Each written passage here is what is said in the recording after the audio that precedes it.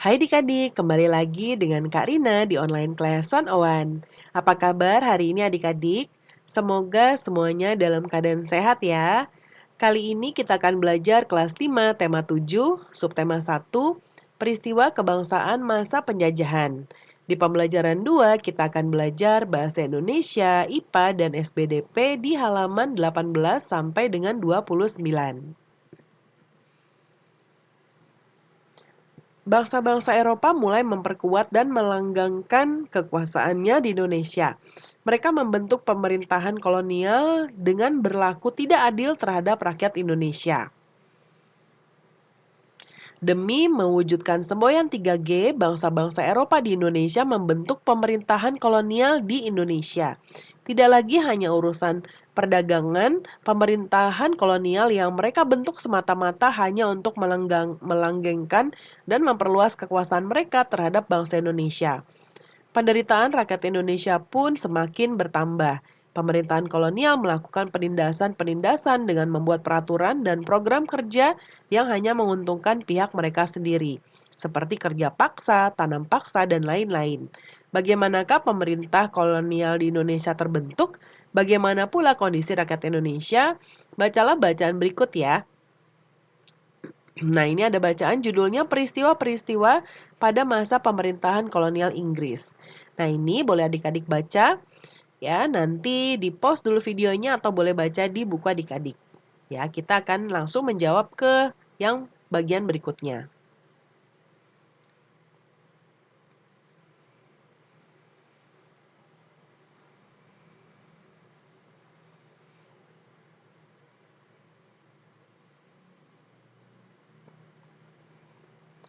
Nah, pahami bacaan tadi, buatlah perbandingan pelaksanaan pemerintah kolonial Inggris dan Belanda.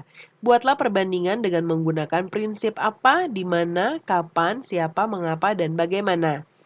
Nah, sudah ada tabelnya di sini ya. Kak Rina akan besarkan dahulu.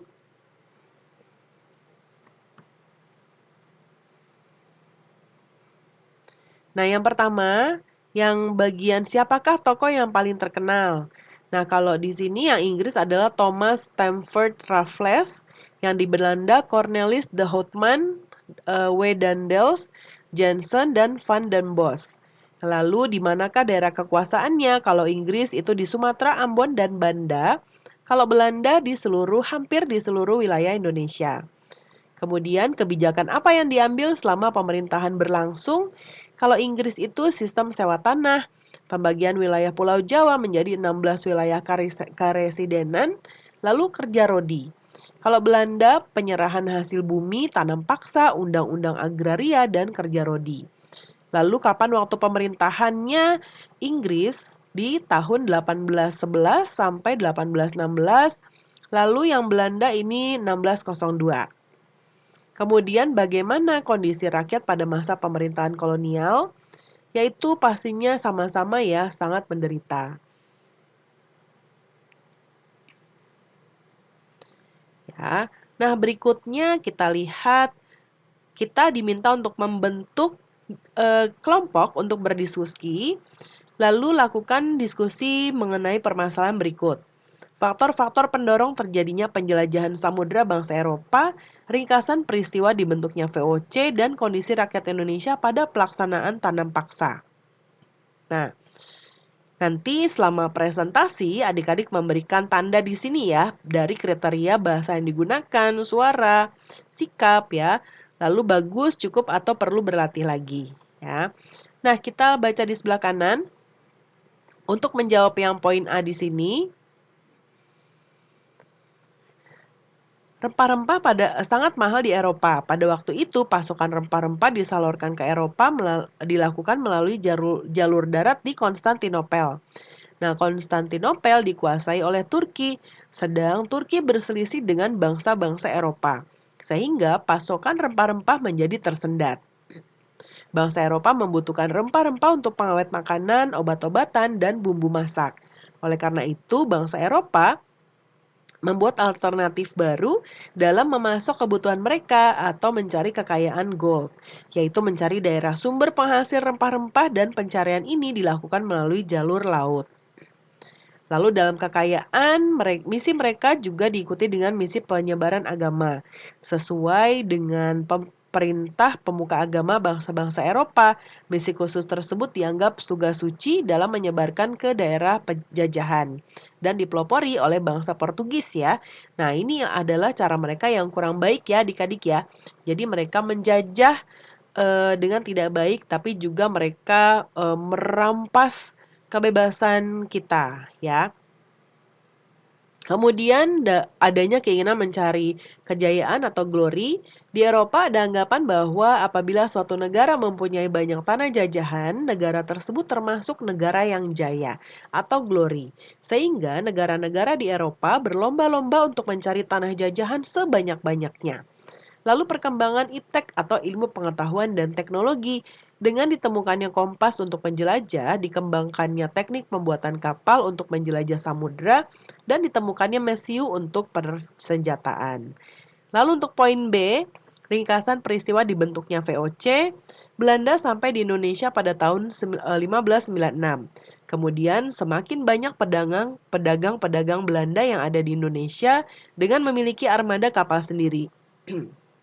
Agar tidak ada persaingan atau perselisihan antar pedagang Belanda sendiri, maka tanggal 20 Maret 1602 dengan didukung pemerintah Belanda, maka dibentuklah VOC. Ya, singkatannya Verenigde Ostindische Campaign. Ya, yang bertujuan yang pertama menguasai pelabuhan-pelabuhan penting, menguasai kerajaan-kerajaan Indonesia, melaksanakan monopoli perdagangan rempah-rempah. Kemudian untuk poin C, kondisi rakyat Indonesia pada masa pelaksanaan tanam paksa.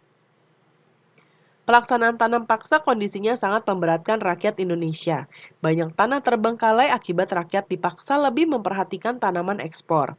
Sehingga tanaman milik rakyat sendiri banyak yang gagal panen. Sehingga rakyat makin menderita, wabah penyakit merajalela, bahaya kelaparan melanda rakyat, menyebabkan banyak yang meninggal sehingga jumlah penduduk turun tajam. Nah, kemudian berikutnya kita ke bacaan lagi. Judulnya perubahan wujud benda. Dibaca dahulu ya. Nah, sekarang kita ke bagian menjawab. Yang pertama, jelaskan perbedaan peristiwa membeku dan mencair. Membeku dari benda cair menjadi benda padat, mencair dari benda padat menjadi benda cair. Yang kedua, jelaskan perbedaan peristiwa membeku dan menguap. Membeku adalah dari benda cair menjadi benda padat, menguap dari benda cair menjadi benda gas. Lalu jelaskan perbedaan peristiwa mencair dan menguap. Mencair dari benda padat menjadi cair, menguap dari benda cair menjadi benda gas. Apa saja yang menyebabkan terjadinya peristiwa membeku, mencair, dan menguap? Yaitu perubahan suhu. Yang kelima, peristiwa sehari-hari apa sajakah yang menunjukkan terjadinya peristiwa mencair? Yaitu es batu terkena sinar matahari atau terkena udara di luar kulkas juga sama ya. Kemudian yang keenam, peristiwa sehari-hari apa sajakah yang menunjukkan terjadinya peristiwa membeku? Air yang disimpan di lemari es. Yang ketujuh, peristiwa sehari-hari apa sajakah yang menunjukkan terjadinya peristiwa menguap?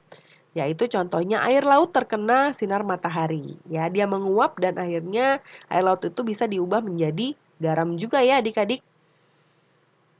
Kemudian berikutnya kita ada percobaan. Ya, percobaannya kita coba lihat di sini. Rancang percobaan untuk menunjukkan terjadinya peristiwa mencair, membeku, dan menguap. Siapkan alat-alat dan bahan, tulis tahap langkahnya, gambar setiap tahapan, lakukan percobaan sesuai tahapan, dicatat, buat laporan ya. Lalu nanti buat poster. Nah, kita lihat di sini. Nah, Karina sudah buatkan, coba Karina ke bawah dulu ya. Nah, jadi untuk menjawab bagian ini, kita buat laporannya dahulu ya. Nah, laporannya adalah judulnya percobaan peristiwa mencair, membeku, dan menguap. Alat dan bahannya lilin, korek api, sendok, air. Lalu langkah kegiatan, percobaan mencair dilakukan dengan membakar lilin menggunakan korek api. Amati apa yang terjadi pada lilin setelah dibakar. Percobaan peristiwa membeku dapat dilakukan dengan cara mengamati lilin yang telah mencair. Amati apa yang terjadi pada lilin yang mencair setelah beberapa menit. Percobaan menguap dapat dilakukan dengan membakar sendok yang berisi air. Amati apa yang terjadi dengan air di atas sendok. Nah, posternya ini juga Karina cari dari internet ya. Seperti ini, perubahan wujud benda. Menguap adalah peristiwa perubahan zat cair menjadi gas ya. Lalu kemudian membeku adalah peristiwa perubahan zat cair menjadi padat ya. Lalu mencair adalah peristiwa perubahan zat padat menjadi cair. Ya, jadi dari cair ke padat itu membeku, dari padat ke cair itu mencair. Lalu dari cair menjadi gas adalah menguap ya. Kemudian berikutnya kamu sudah mempelajari wujud-wujud benda ya. Sekarang kita lihat ada lagu judulnya Rayuan Pulau Kelapa. Nanti ditunggu arahan Bapak Ibu guru untuk penyanyinya ya. Nah, sekarang kita akan menjelaskan isi lagu dengan kata-kata sendiri. Nah, ini contohnya. Dari Karina di sebelah kanan, lagu Rayuan Pulau Kelapa menjelaskan tentang negeri Indonesia yang sangat elok dan pasti sangat dicintai oleh rakyatnya. Harapannya akan selalu menjadi negeri tumpah darah yang akan tetap dipuja sepanjang masa. Indonesia adalah negeri yang aman dan makmur. Negerinya dikenal dengan nama Pulau Kelapa yang dikenal amat subur. Juga disebut dengan Pulau Melati karena keindahannya. Negeri ini menjadi pujaan seluruh bangsa di dunia karena keindahannya. Keindahan pulau ini terlihat dari adanya pulau kelapa di pantai yang seolah menari. Bahkan para pengelana dunia membicarakan atau berbisik-bisik keindahan Indonesia. Nah, pembelajaran kita sudah selesai ya adik-adik. Terima kasih sudah menonton sampai akhir. Semoga pelajaran kita hari ini bisa bermanfaat ya. Mohon dimaafkan apabila ada kesalahan dalam perkataan maupun dalam materi yang diberikan. Sampai jumpa di pembelajaran berikutnya.